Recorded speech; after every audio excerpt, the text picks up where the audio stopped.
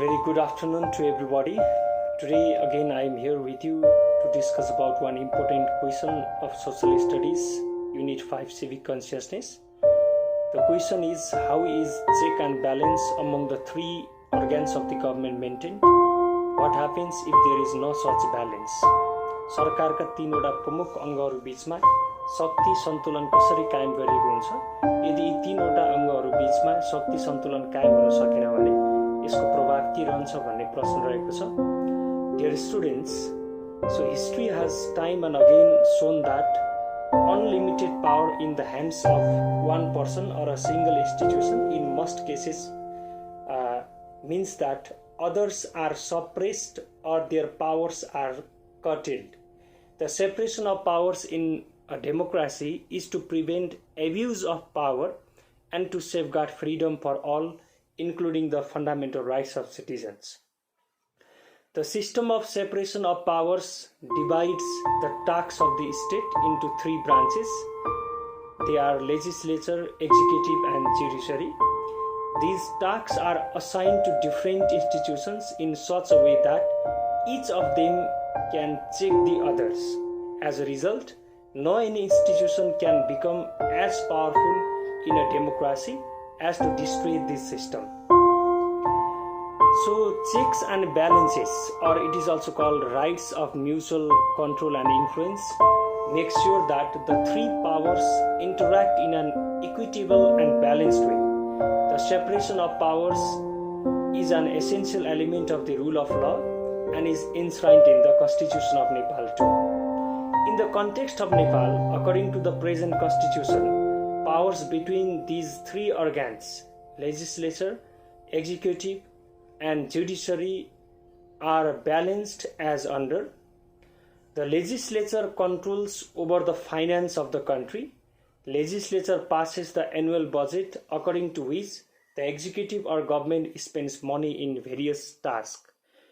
And under this clause, students, you have already understood that government cannot spend a rupee also without the consent of the legislature, and also it could not impose any kind of tax to the citizens without getting approval from the legislature. At the same time, legislature can raise questions to any work of the government. If the government does not work according to the spirit of the constitution properly, then legislature can withdraw its support to the government and ultimately government dissolves. So this is the very important power of legislature under the executive.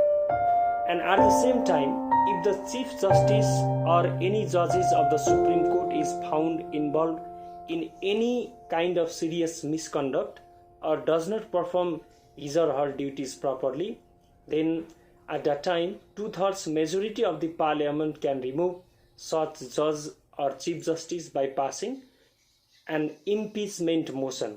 यसलाई नेपालीमा महाअभियोग भनेर पनि भनिन्छ. In this way, legislature controls the judiciary as well. All three major organs of the state, that is executive, the legislative, and the judiciary, are distinct branches of the system of government. But according to the separation of powers, executive and legislature must work together in the context of a proper relationship if the country is to be properly governed. So, Parliament may pass legislation or Parliament may pass law, but Supreme Court may declare it unconstitutional in some context. It means the law which is passed by the Parliament can be declared void by the Supreme Court if it is unconstitutional or if it does not match with the Constitution. The complete power of legislation or making law belongs to Parliament or legislature, but sometimes the executive can still issue ordinances under and other subordinate legislation. Judiciary interprets the constitution if there is any controversy. It also gives legal advice to the legislature and executive when required. It also checks the transparency of government income and expenditure and other governmental bodies. In this way, between these three organs of the government, there is the principle of power balance.